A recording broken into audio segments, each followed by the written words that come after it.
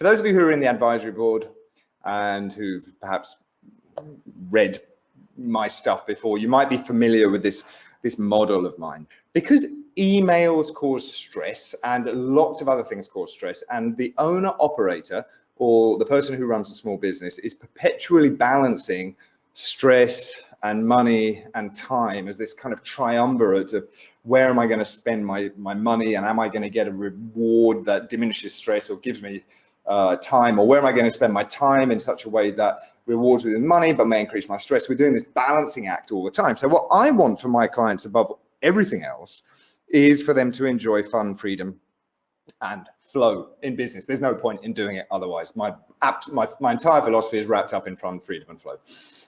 In order to do that, you've got to be familiar. I'm not going to give you the in-depth on this system. I'm just going to tell you how the email programs apply to it. In order to do that, you've got to see your market crystal clearly for who they are. So you really, really deeply get them. You're incisive in your analysis of the needs and requirements and desires of your target market. You've got to see yourself and be aware of your branding, your positioning, and your impact, which is really the product that or the value that you provide. You've got to know that your marketing is working. You've got to know that your sales is working, and your service or delivery has got to be beyond reproach. Okay, the rest is what we do on a day-to-day basis: discipline, data, and deconstruction, which is, are you doing the stuff, are you measuring the stuff, and are you analyzing the stuff? Email, we're not going to go into a deep understanding of your target market in this program. I recommend you read the first chapter or two of Book Yourself Solid by Michael Port if you want to understand how to analyze and really get the needs and desires of your target market. But we're not going to go too deeply into your target market, but we are going to go very deeply into yourself. In order to write truly delightful emails that are authentic and congruent and have an attractive voice, we're going to be working quite deeply on your personal branding. And this personal branding is, and your positioning is something that you're going to carry through to all of your marketing, all of your sales, and all of your speaking, all of your delivery, all of your client FaceTime, and your emails. So that's going to be a large part of this program. We're going to improve the version of you that is communicating with the world. We're going to improve, clearly, your marketing, and we're going to be improving your sales. And I'm going to double down and say actually that sales is more the focus of this program than marketing. And this is a useful moment to take a little sidebar and talk about the problem with the phrase email marketing. We call it email marketing, but I believe it's actually email selling. And here's why. A sales process or a sales pipeline looks a bit like this. You've seen this, it's a funnel.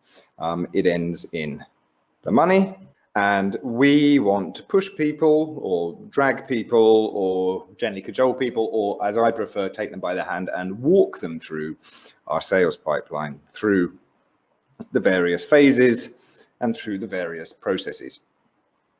In email terms, you start to do this the minute that they enter the mouth of your funnel. If you don't have a funnel list, I like to think of it as a digestive system.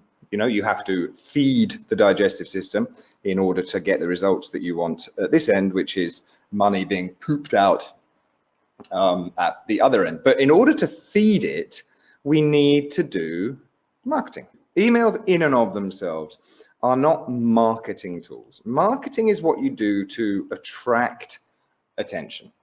What you do with that attention is what counts. So the sales process all along here is where I believe we are.